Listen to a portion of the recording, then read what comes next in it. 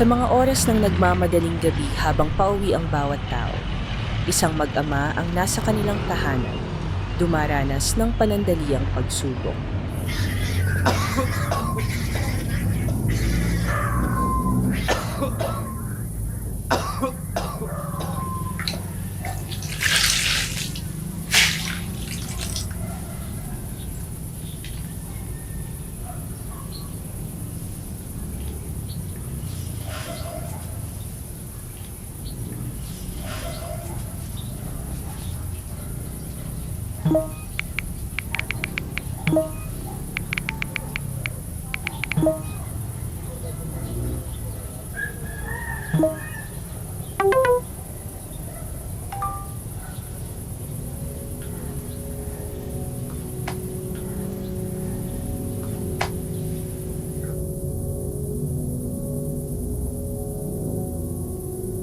Sa hamon ng paglalakbay ng mag-ama, isang delivery rider ang nakikipagbuno sa oras ng matinding trapiko at panganib sa kalsada upang maihatid ang kanyang huling order sa mag-ama sa gabing iyon.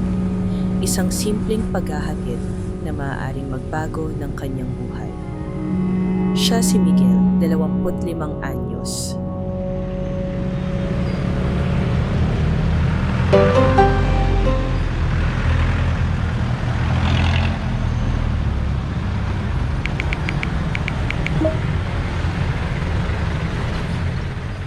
Bawat biyahe, sugal. Hindi mo alam kung makakauwi ka pang ligtas. Sa bawat liko, may panganib. Sa bawat segundo, may posibilidad ng aksidente.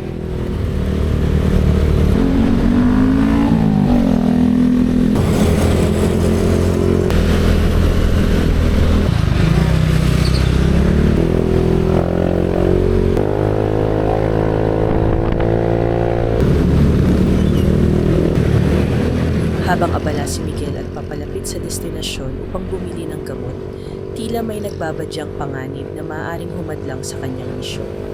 Dalawang lalaki na waring may masamang balak sa delivery rider.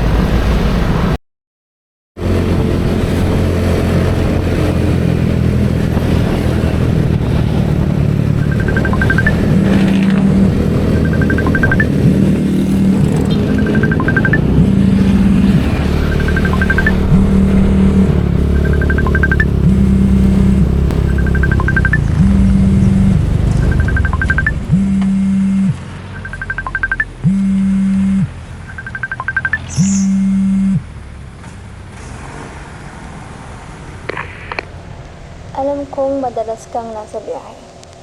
Kaya gusto ko lang ipaalala na mag-ingat ka palagi. Huwag kang magmadali at siguraduhin laging maayos ang pakiramdam mo bago bumiyahe. Importante ka sa akin. Kaya sana, lagi mong alagaan ang sarili mo. Pagdating mo, sabihan mo ako agad ha. Ingat ka. Mahal na mahal kita.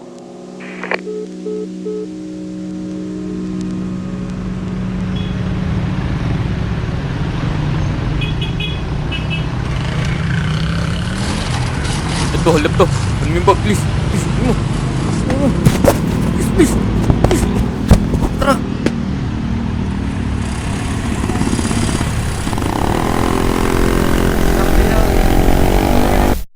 Dito na magsisimula ang panganib ni Miguel. Sira ulo yung bag ko! O yung bag ko! Tangina mo yung bag ko!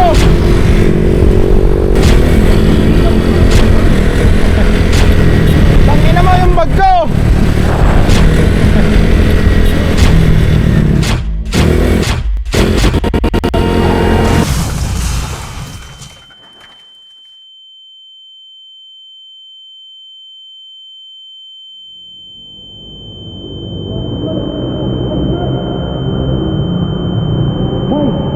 Bay, okay ka lang, bay? Bay! Tara, bay! Abulin natin yun!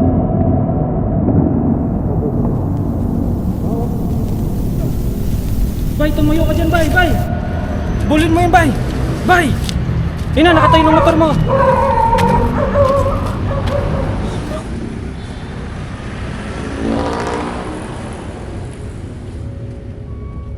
Nang dumating ang panganib kay Miguel, patuloy pa rin siyang lumaban sa mapait at mapanganib na mundo.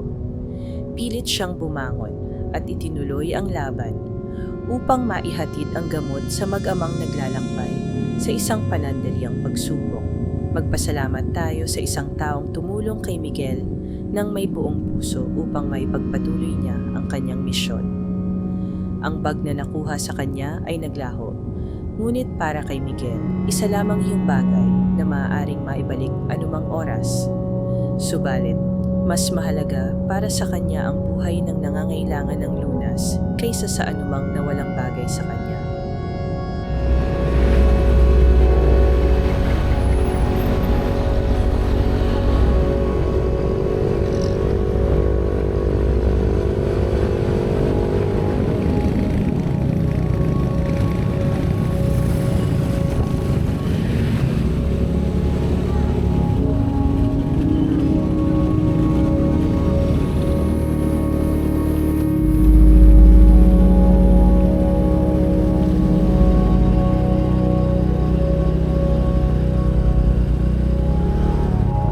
At sa wakas, narating ni Miguel ang kanyang destinasyon at matagumpay na tinapos ang kanyang misyon.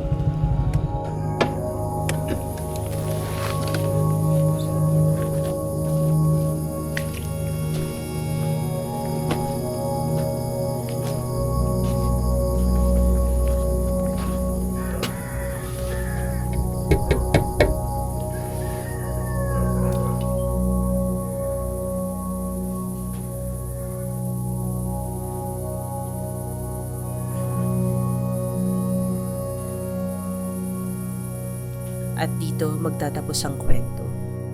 Matutunan sana natin ang paghihirap na pinagdadaanan ng mga delivery rider sa mga kanilang misyon. Sila ang dahilan ng mga ngiting hatid ng bawat pangangailangang bagay at kagustuhang bagay na dumadating sa ating mga tahanan.